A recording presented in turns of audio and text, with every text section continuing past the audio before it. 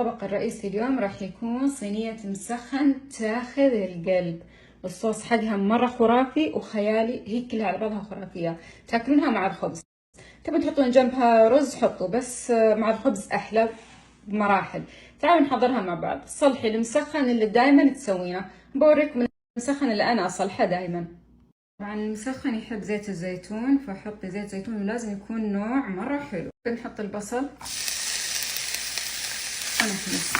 هاي بصلة واحدة كبيرة بس المقدار اللي أنا مسويتها صدرين دجاج، سلقتهم مع بهارات حب ومنتفتهم. وما يسلق الدجاج، أنا استخدمت الشوربة وشلت منه شوي عشان بحطه بعدين. لما يوصل البصل عندي إلى هذه المرحلة بالضبط، طبعا انتم تقطعون أطوال براحتكم، أنا ما ياكلون أطوال، بدون يشوفونه ويشيلونه. خلى كذا ولا لما نشافه المنجري. نحط الدجاج حركة شوي سريع عشان ما ينشف معاي. بحط ماي سلق الدجاج، عصرة ليمونة قد ما تحبون انتوا الحموضة، دبس رمان. نيجي الحين حق بهاراتنا. بحط طبعا كل بهاراتي من التوليفة، شوية بابريكا، شوية كمون تحت الجهة الكبيرة بعدين تكب، وسبع بهارات من مجموعة التوليفة. تقدرون تحطون بهار مشكل والفلفل الأسود. طبعا أكيد ما ننسى الملح الحين بجيبه، نسيت أطلعه أصلا. والملح أهم شيء السماق. أنا أحب أستخدم نوعين، لأن النوع هذا البنفسجي للأغلب اللي يعطي اللون الحلو صراحة هو مش سماق حقيقي، السماق الحقيقي البلدي. وكذا بتكون حشوتك جاهزة. هنا عندي بطاطس بحط عليه موزاريلا، أكثر شوي طبعا.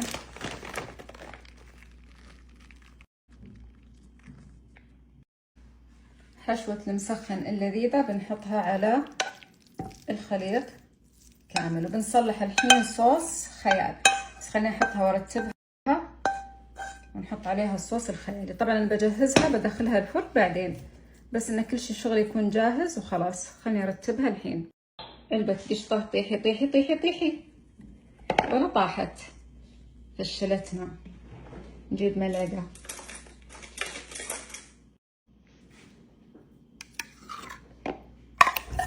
طاحت. ما عندنا دلع حنا، اللي ما يطيح بالطيب يطيح غصب. هردة طحينة يعني، طيحي طيحي طيحي الجبن. الباقي وراء الكواليس عاد يعني، حفظا لماء الوجه.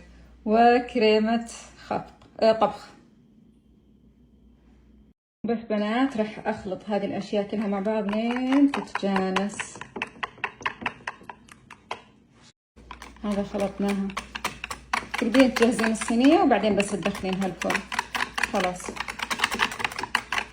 كل شيء انخلط مضبوط. احب انا هذا لان في من هنا، لا تسألين من شريتي لاني والله ناسية، كان هم جو طقم مع بعض من متذكرة. المهم في من هنا هذا الشيء ومن هنا مسكة اقدر اصبه يعني، عرفتوا؟ فكثير حبتها. يلا نصب الصوص على خلطة الدجاج، نكملها معاكم. نحط عليه موزاريلا ورشة سماق. نحط الموزاريلا، رشة سماق على الوجه. خلاص بعدين دخليها الفرن. طبعا احطها بالثلاجة، انا مدخلتها الحين اكيد يعني تو الناس. ندخلها الفرن قبل التقديم. مو تسألوني بعدين وين الصينية، ترى انا اطبخ مباشر يعني. هذا حق فطور عيالي اليوم يعني، اكيد بدخله على المغرب. فاحيانا تسألون وين ما شفنا الصينية، اكيد بتشوفونها بدخلها المغرب. بعد ما تدخلونها الفرن طبعا تخلصون تزينونها بالبقدونس والصنوبر وبس. والله صينيتنا صارت جاهزة.